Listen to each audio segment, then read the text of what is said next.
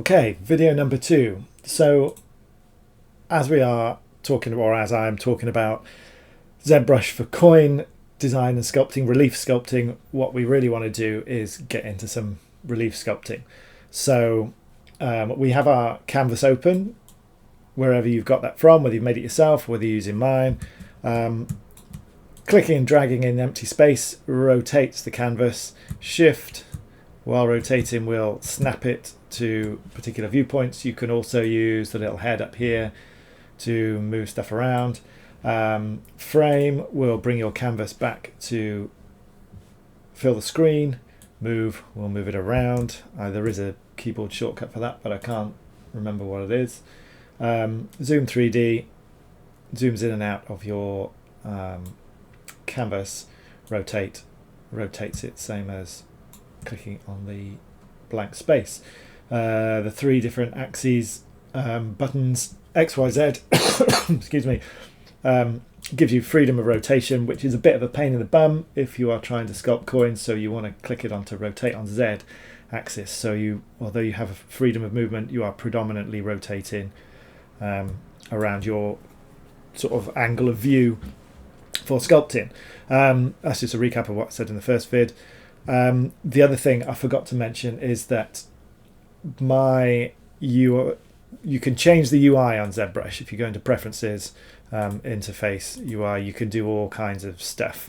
You can change the colors, you can change the position of things, you can add things to these trays down the bottom, all sorts of stuff.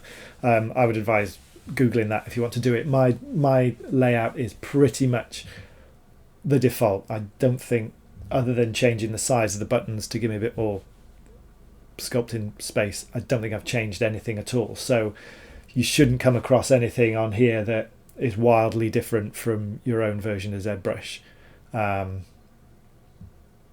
If you do, let me know, and we'll sort it out. Right, so sculpting. You can see this cursor moving across. Do you know what? I'm going to floor. Floor gives you your axes. Let's get rid of the floor. The other thing that's worth mentioning is perspective. So perspective, obviously, you can't really see it on a disc because it's a disc. Let's bung in a cube so we can see what's what. So here we go. There's an orthogonal viewpoint, and you can see it really looks quite horrible. Looks nice now that it's got perspective on it, but you do not want perspective activated when you are sculpting on a dish like this. It will make you can kind of see the difference. It looks like it's sort of bowing out. It's like it's convex when I've got perspective loaded, and it's flat when I've got it off. It makes a real difference to how the model looks. And because we're talking about, yes, I guess there is perspective when you look at a coin, but we're talking about such a small item that it's almost it's almost negligible, but it makes a huge difference to how your modeling looks. Let's see if we can. I'm going to load George and the Dragon back in, and let's turn the perspective on and off. You can see how it changes the relationship of the parts of the model, and when you're kind of working in such shallow, this is quite a deep model, but when you're working in really shallow models, it can make quite a big difference. Makes a difference to the lighting, makes a difference to the model. So I always model with it off. Also, because if I have it on and I want to try and trim something, I can't, although I'm in a kind of set viewpoint, the model is not flat on. So if I wanted to, come back. Right, if I wanted to, clip this model, for example. In fact, let's have a look. So I had a mask on there, so I've taken this mask off. What I'm going to do is, let's say I just want to mask the model off the background. and it doesn't, although it kind of has, but it doesn't mask completely flat, if that makes sense. Because you've got, ZBrush often works on viewpoint rather than kind of measurement. So if you have something with perspective on and it appears to kind of angle away as it moves away from you, because that's what the perspective makes it look like, then if you try to do a flat orthogonal operation like masking off, I want to mask all the way through the coin, I want to slice it off like a wire, it won't do that because it's going to see the model as angled, and it's going to mask at an angle. It's really, really odd. But turn perspective off. Do not model with perspective on. It's only useful for when you come to do kind of angled renders and stuff like that. So actual sculpting is handled over here on the left hand side. We have a set of panels that deal mainly with the sculpting. We will find there's loads of them over here as well. ZBrush likes to put stuff all over the place. You can adjust the UI to suit yourself. Because I learnt from so many YouTube tutorials and Googling so much stuff, I just left it as standard, otherwise it was making life really complicated. So if we click on this icon here, we'll get our brush palette. There's loads and loads of brushes in here. 95% of them you will not touch because there's just too many, and they're designed for very specific things. Sometimes you'll find something wacky that's actually quite useful. You might only use it once. It might become something you use all the time. Play with them. On some of these, if you hold, not on all of them, but sometimes if you hold control over I'm trying to find one where it does it. It's not doing them on any of them now. Great. Yeah, there we go. Sometimes if you hold control over a brush, it will give you a kind of lowdown of what the brush actually does. Some of them are hand sculpting brushes. Some of them are kind of almost like, Bezier line brushes where you draw a line and then it creates a model on top. I find those kind of fiddly, to be honest, just because I've come from a background of sculpting everything by hand. Some people make the models by creating loads of bits and sticking them together, but I don't. As you select tools, or one thing you can do if this is a bit if it's overwhelming, and as you come to know what the brushes do, you can hit letter key and it'll filter out brushes based on their name, which is great if you need it. But as you use them, they'll come up here into the quick pick, so that you'll soon figure out the tools you're using all the time. The ones I tend to use most are clay buildup. I use a lot. So let's start with clay is your basic brush. Let's undo that. Right. So clay is a nice brush. It works nicely with an alpha on it, which we'll come to in a second. Let's do sizes and shaping of brushes. So click the brush icon, pick your brush, start with clay, and you'll get this red cursor that tells you where your brush is going to go. I'm using a pen and display, so I've got pressure sensitivity, so as you can see, as the harder I'm brushing, the wider the brush gets, and also the more intense the stroke gets. You'll see it kind of bottoms out at a certain point. It stays flat, which can be quite useful. If I go over the top, then it just layers it up, but it has a kind of ceiling. It doesn't just keep adding and adding. Clay buildup, on the other hand, keeps adding volume as you go, so you can see there it's actually quite high. So it's the same brush, but it's quite good for adding in lots and lots of bulk, or for doing very fine details, because it gives you quite a nice height. Clay, if you get down to really small lines, it can be a bit weak, whereas clay buildup has a much more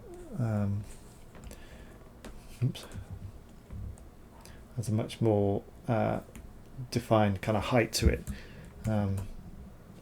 But right, so what you've seen me do here is I've got my brush. Let's boost the brush up a bit. So there we go. Draw size is the size of your brush.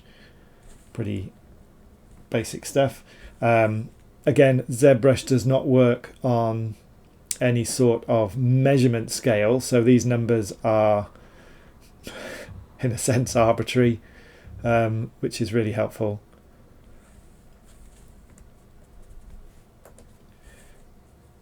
These two little buttons here, this one is particularly useful because this will remember the size that you left each brush. So if you click onto another brush and come back, it doesn't reset to its previous size. Some of them always seem to do that, which is really, really annoying. And Blender does that. So that sets the size of your brush. Focal shift, you'll see on the cursor, let's boost it up a bit, that we've got two rings. We've got an outer ring and an inner ring. So the inner ring shows where your fall off starts. So I don't know if you can see, well you can because my hand isn't in the way of you. As I move the focal shift, you see that circle gets smaller. So that's telling me where the fall off of my brush starts. So let's just pull it down a little bit. So let's do with a really high fall off. You see it's got a really soft edge. If I put a really low fall off, you'll see it's kind of really sharp. And that gets really handy where you've got things like, we'll come to that in a second. Intensity does what it says on the tin. Low intensity brush isn't very high at all. High intensity brush, oops, helps if I actually do it, is much higher. So you've got your size, fall off, so kind of soft edge, and intensity. So it works a lot like kind of Photoshop. And ZBrush is actually it's not actually a 3D program, it's a 2.5D program. You're actually, when you're drawing on screen, you're not actually drawing in 3D, you're drawing in 2D. The model only becomes 3D when you move it, because ZBrush started life as a 2.5D modeling package, and there's a whole sort of raft of features in ZBrush to do with 2.5D modeling, and there's even a drawing package tucked away in ZBrush somewhere. But the 2.5D modeling you would think would be perfect for what we do, and it's kind of not actually. I've never really explored it, but it didn't seem to make a lot of sense. So they're pretty self-explanatory. Z add, Z sub, add, adds, sub, takes away. So you can do that on the fly with the Alt brush. So if I draw a stroke like that, I can hold down the Alt key and take it away. But what you'll see there, it's actually coloured it in as well. That is because next to the add and subtract buttons are these buttons, RGB, mRGB and M. They stand for RGB is colour. So actually let's play with that a little bit. So if I paint with that in, you can see that it's actually painting with the colour. If I alt it, it's black. It's because if we come over here, I've got my primary colour here, which I've just set to orange.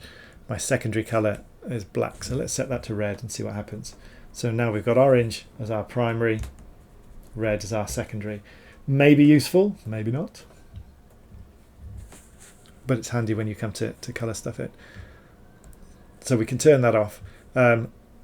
Material means that we can, if we come over to this side of buttons, which we'll work through all the way down. Right, so brush button picks your brush. Stroke button gives you a number of different options for how that brush will apply to the canvas. So dots and freehand you'll find they tend to do more or less the same thing. If anybody knows what the actual difference is, let me know, because I've never found a particular difference with them. Drag rectangle just drags a shape based on whatever alpha you are using. Just quickly popping down to alpha, so you click on that, you'll get an option of all kinds of different alphas. And if you've got up here a little button, paint with alpha, which doesn't actually seem to make any difference. I've never touched that, but you can see drag with a rectangle, it's dragging according to whatever alpha black and white image I've got set. So one of the useful things I do is clay build up is a freehand stroke, and down here somewhere I've got I modelled this after one of my engraving tools, so it's a small diamond shaped brush, and it gives you quite a nice kind of engraved line. But you'll see, jumping to another aspect of this, you'll see that that line's quite rough. If we come over to stroke and come down to lazy mouse is ZBrush's version of, I can't think what it's called in Photoshop, in Affinity, I can't remember, it's like mouse smoothing, you know. So if we change the lazy radius, let's whack it up to something really big like 30, you'll see now, you see this red line behind the cursor, and my stroke is much smoother, and that is really handy for, you know, putting in things like this. You can make some really nice engraved lines with this. And if you play with your alphas, if you've got things like, I mean, that's actually a bit high. Let's push that down. One of the things that I have noticed, I mean, this is quite nice for hair and stroke textures, like, you know, textures like that. I've got a slightly rougher one here that does quite a nice hair texture. One of the things that I have noticed using ZBrush is that it works a lot better at lower brush intensities, certainly for relief modelling.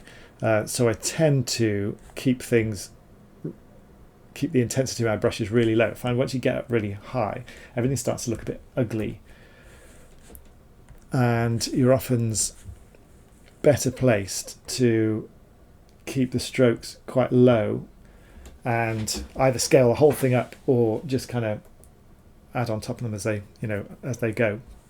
It just seems to get a better quality of line for some reason.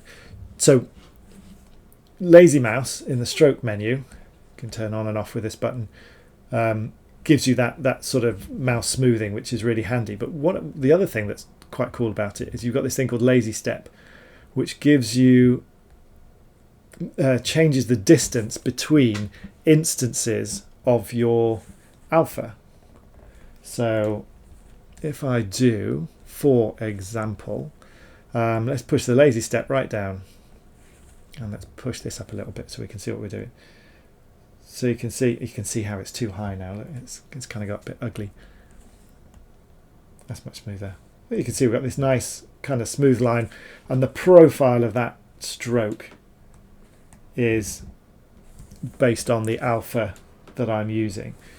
But if I come up here and I push that lazy step up, so it creates a bigger gap between instances of the alpha, what we begin to get is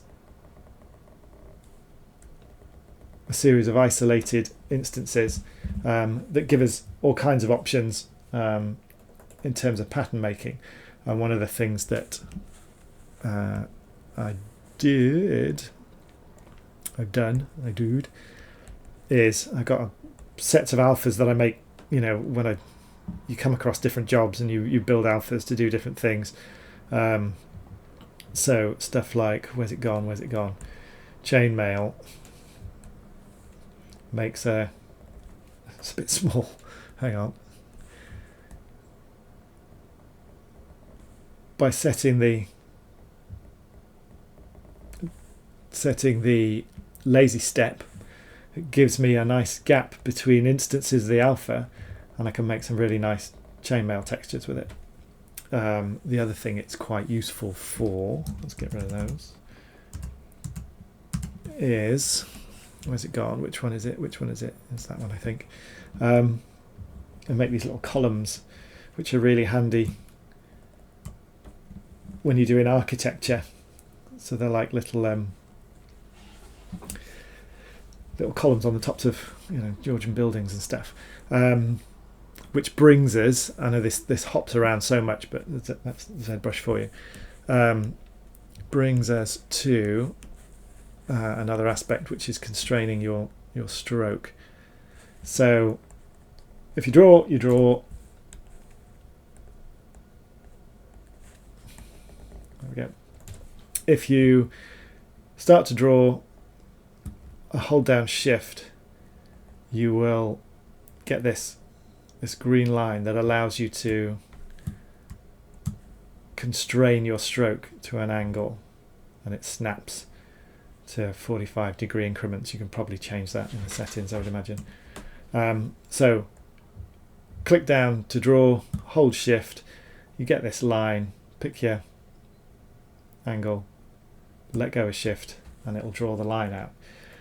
It only does that when lazy mouse is activated. If we turn lazy mouse off and do the same thing, so I'll click to draw, hold down Shift, and what it does is it gives me a straight, it constrains my sculpting line, but I'm actually drawing. When lazy mouse is on, you click, hold down Shift, and then you decide where that line is going to go, which is, you have a bit more control over it. When lazy mouse is off, it operates in a different way. So it operates more like Photoshop, where you click and then you hold down Shift, and it constrains your stroke, but you're still actively drawing. Okay, so that's quite an important one to remember. So if you're doing something like this with an alpha, what you want to have is you kind of want lazy mouse on, so that you can decide where this is going to go. You know, you can do it like that. Okay, right. So we had come to here through colour, hadn't we? So we were working our way down here. So drag rectangle, drags an instance of your alpha.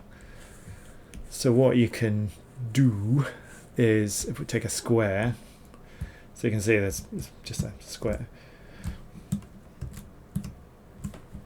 If I change the focal shift, you see it's still a square, but it's so soft now you can't actually see it. So there's a nice hard square. If I push the focal shift down, you'll see that it smooths it out at the edges, so you've got like a curved edge to it, a softer edge, which can be really handy. Sometimes the sharp edges are a bit harsh. Alphas, we've done alphas. Textures, you can bring in all kinds of, hang on, is that going to paint with textures? Yeah, so we can bring in different kinds of textures to paint with. Let's do this as a freehand and see what happens. Still got this on.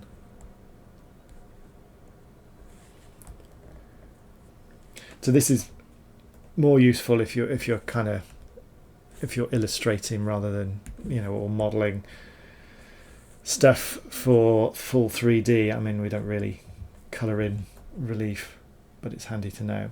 So you can bring in each of these boxes, there's usually an option to load stuff in.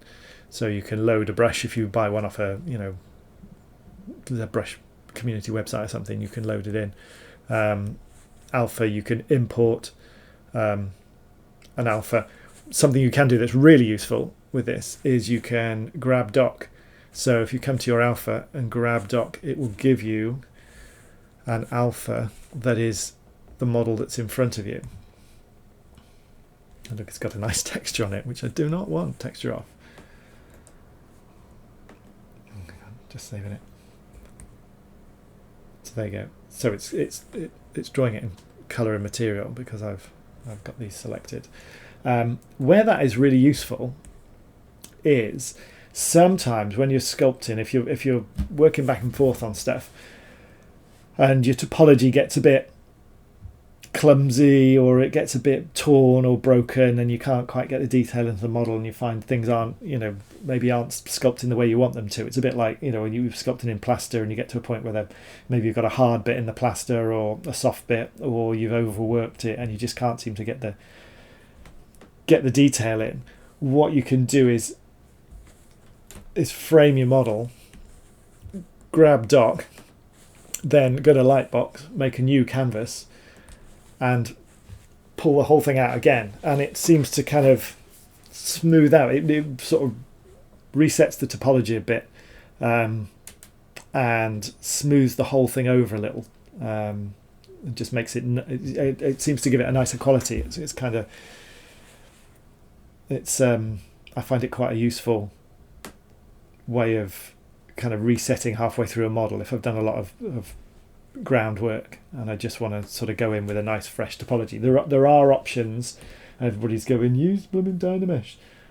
So there are options here to Dynamesh which resets your topology back to a kind of a grid.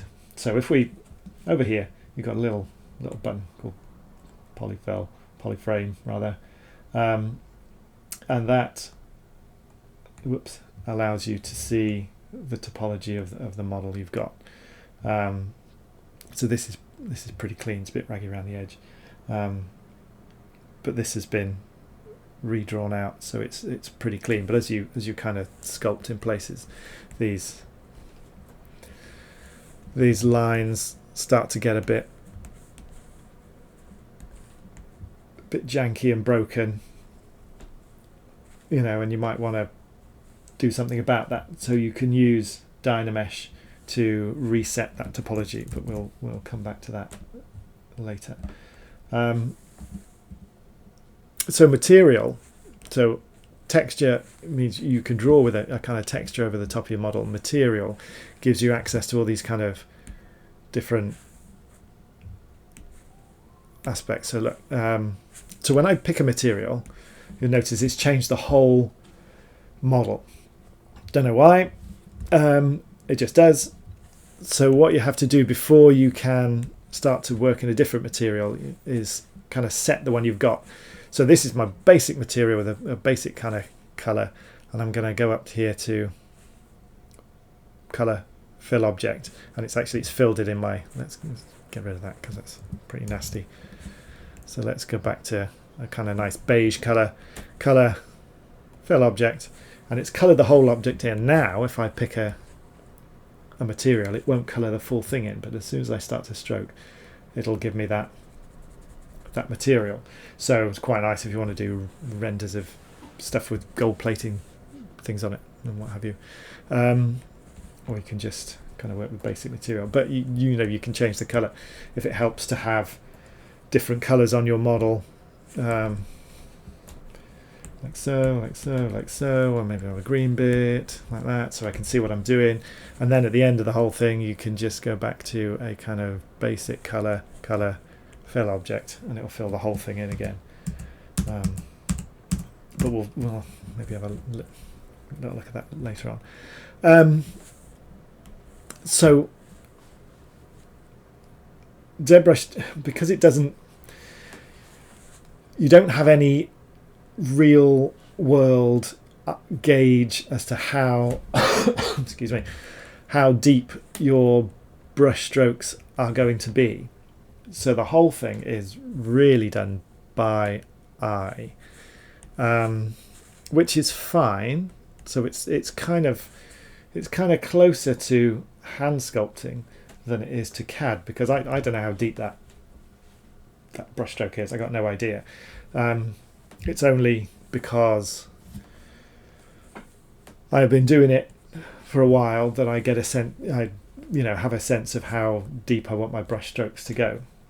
So ZBrush is primarily a visual sculpting process, which means for relief people, light is paramount. I also meant to say, if you if you've got a pen, if you right click, you get this little box up with some of the basic operations, which are quite handy. So lighting in ZBrush is handled up here in the light menu. Let's do this with the mouse. Right. So what you'll get, you can have this thing called light cap, which is where you can get a, well, if you use a material, if you use a matte cap material, for example gold, then your lighting is set and you can't change it. It doesn't, I can turn these lights on and off and it doesn't make any difference because the lighting is set by the material. If you use the standard materials, then you have control over the lighting, and that is handled by, you've got a default of 1, 2, 3, 4, 5, 6, 7, 8 different lights, and you can turn these on and off by clicking them, and then this little gizmo gives you directions of each light, so you can set up a nice 3 light system in whatever way you want. The intensity of light is handled here, the color is handled here, so we can do all kinds of crazy stuff. It's quite high, that one, and a bit dark.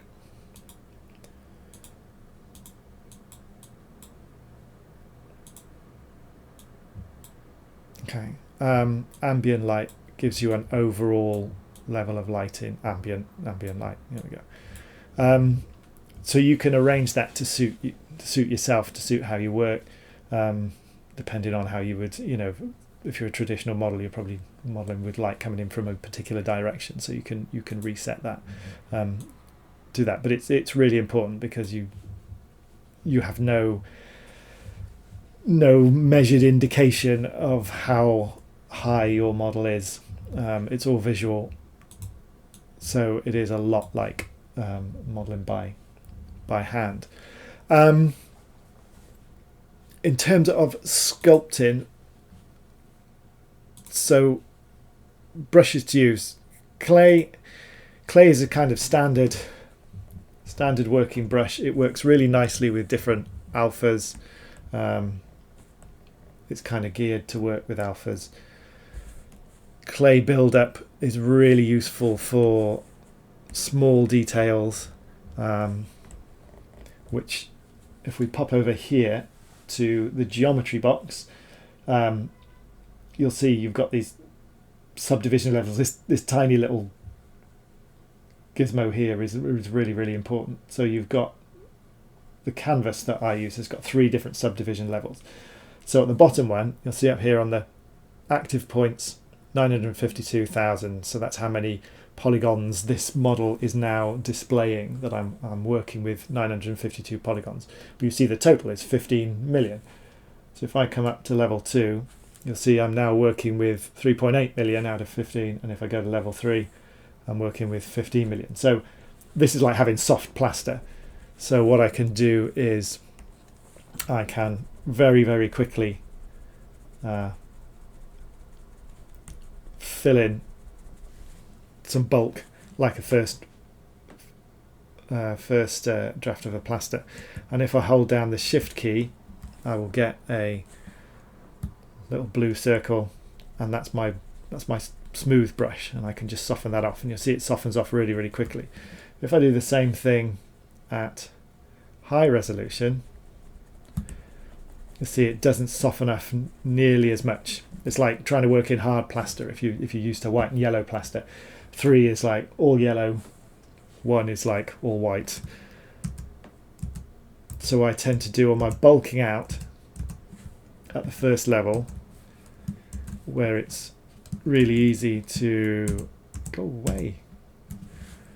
Really easy to make some nice big shapes, smooth them out, and then most of the donkey work gets done at level 2 and then level 3, just for the really fine detail. brushes that are kind of handy. Clay build-up. Clay tubes is quite a nice one. It again sort of levels out at a particular height depending on what you've set the intensity to, which is quite kind of handy for getting those kind of blocks in. I tend to use it along with something like planar. Planar is a really useful brush.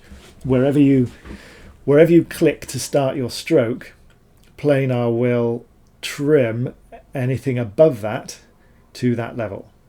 So I can go around and do this and kind of trim things off. If I hold down the Alt key, it will do the opposite.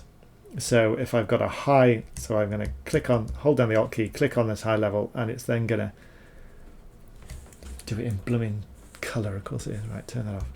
It's going to follow that height, and it's going to follow that evenly across my surface. This is another reason why it's good not to have perspective activated, because that would change the way that this brush works.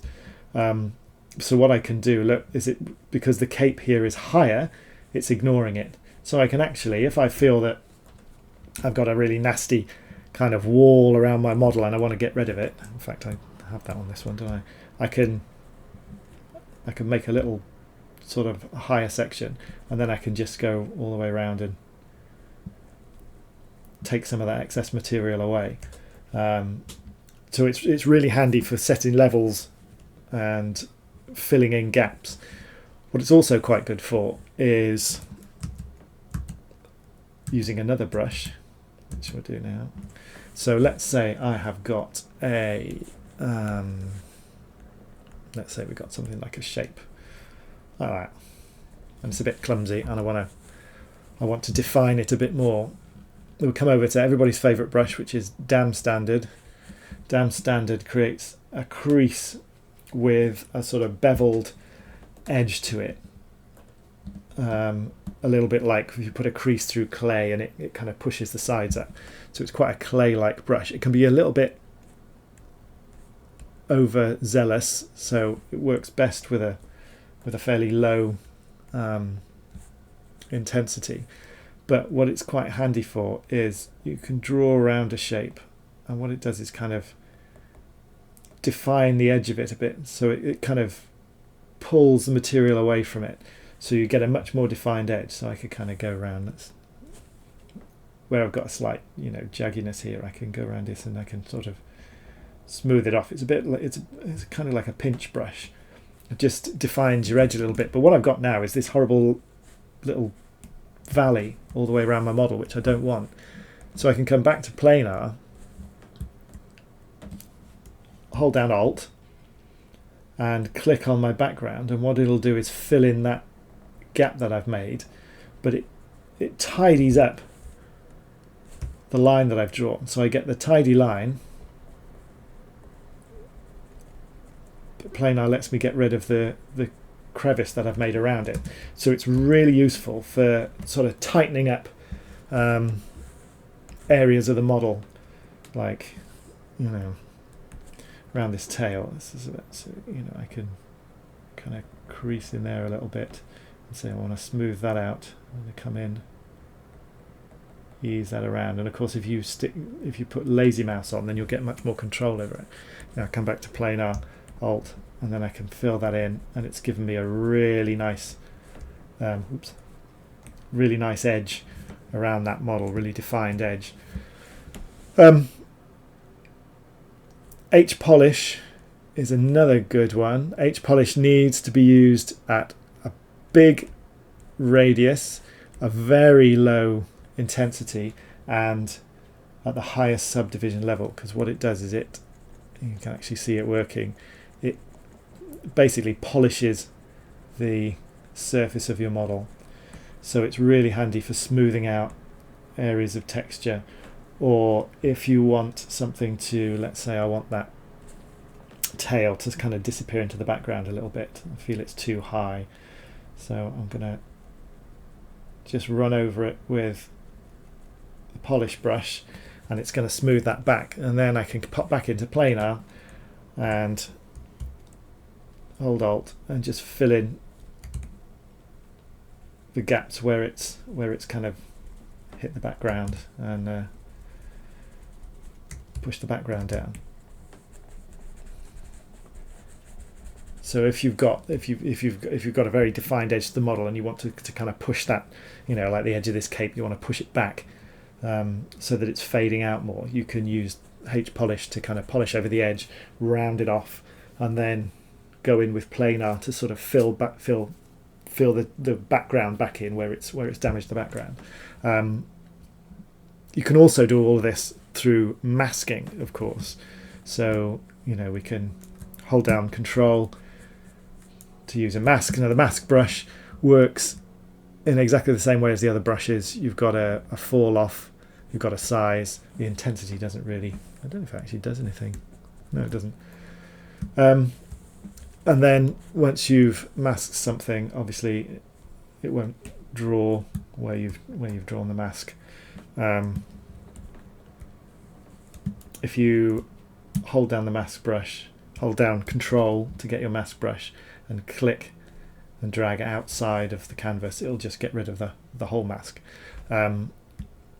If you hold down Control and Alt, you'll get a reverse mask like that. If you hold down mask, click and drag from outside the canvas, it'll come in like a square like that. And you've got various different, if you hold down the mask brush, you'll find you've got various different types of mask you can use. We'll come back, we'll do something on that in a bit. Which reminds me, there was one brush I didn't show you, which was we did freehand and drag rectangle. We didn't do drag dot. Drag dot takes your where drag rectangle takes your alpha and brings it in, and you've got kind of control over the size of it. Drag dot does the same thing, but the size is dictated by the brush size, so it's much easier to put small items like that. And spray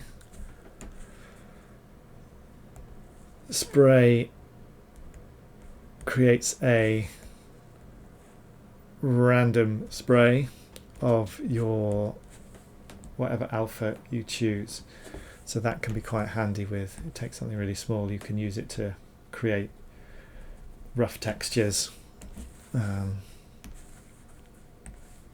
like kind of hairy textures and things like that.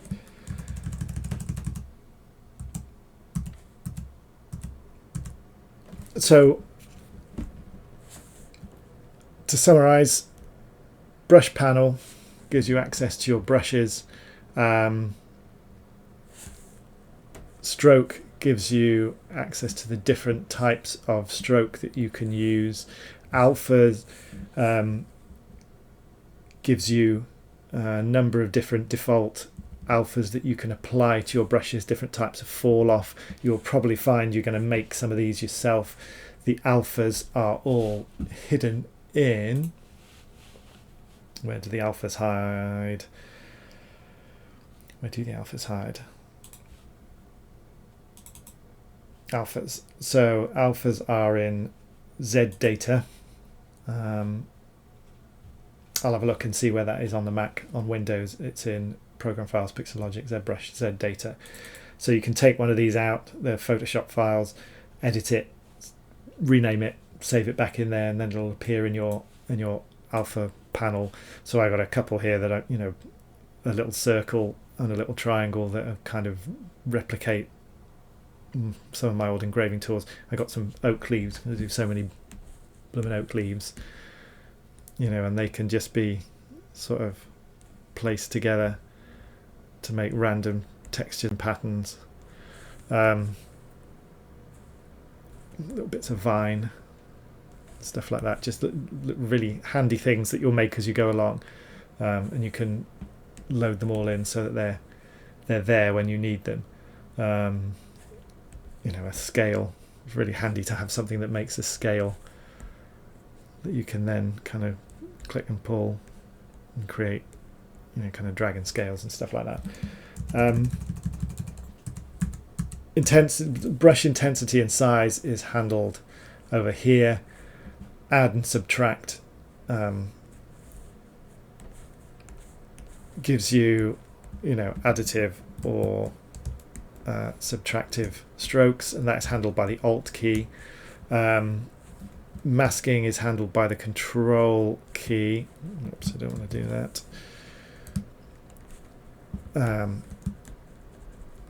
And Control Alt to remove the mask. Control click outside of the canvas. One click will toggle mask all, mask nothing. If you've got a mask in place, just click and drag outside and it will remove that mask altogether. Something that is worth mentioning at this point, and you can see it if I turn the model over, is you can see where the strokes that I've made have distorted the underside of the model. Okay, and this can cause a huge problem, especially when if you're working on a very thin canvas or you're doing quite deep sculpting. If you start to drag the underside of the canvas up with your strokes, there comes a point where they can cross. If you're not careful, the underside can actually poke through the upper side and you get yourselves in all sorts of bother. So one of the super important things to do, and you have to kind of do it by brush, because some brushes it breaks some brushes, but up here in the brush menu there is an option called auto masking, backface mask, and what this does is, let me show you without it on. Backface mask, let's whack this right up. In fact, let's go to clay build up, put a nice big brush on, whack the, and then what I'm going to do is I'm just going to, so under around here, look, there's nothing there, it's nice and clean. What I'm going to do is I'm going to do that, and you can see that it's effectively made a massive hole in the underside of my model. I was actually a bit overzealous. Let's just do one stroke like that.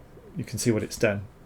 Okay, it's taken the whole of the model with it. But if I activate backface masking and do the same thing, it doesn't. So backface masking means your tool will only operate on the polygon faces that are facing you, and it'll ignore everything else.